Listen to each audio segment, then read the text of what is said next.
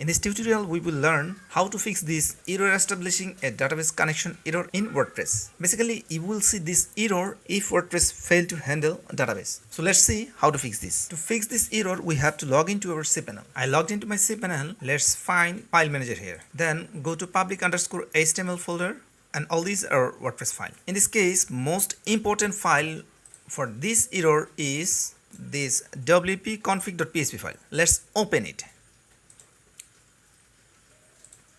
Whenever you open this file, you will find your database info here. Here is the database name. I have a database username here and I have a database password here. If somehow this information don't match with actual database username and password, then this error will happen. Now let's check our database info. To check our database info, I'll go to database, then I'll click to manage my database. This is our database. Let's copy and paste it here. It's fine. This is our database and this is our database name here, so both are same. You must careful about spelling or extra space. After that, this is our username. Then scroll to down. Our username is, maybe there is the problem.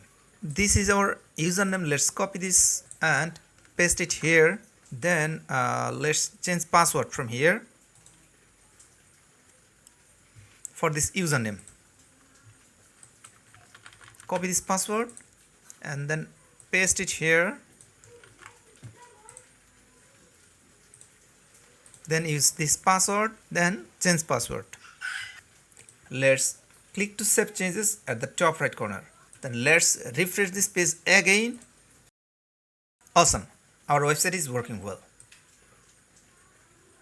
Everything is fine here. If you click to any, there is error in our URL. So we can fix this error easily.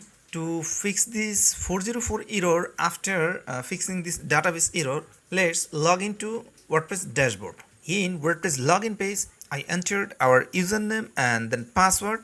Then I'll click to login. We will go to settings, then click to permalink. I will just click to save changes. That's it. Now let's visit our website. Then click to other pages. It is working. You can click any page here. It will work. So this is how we can fix this error.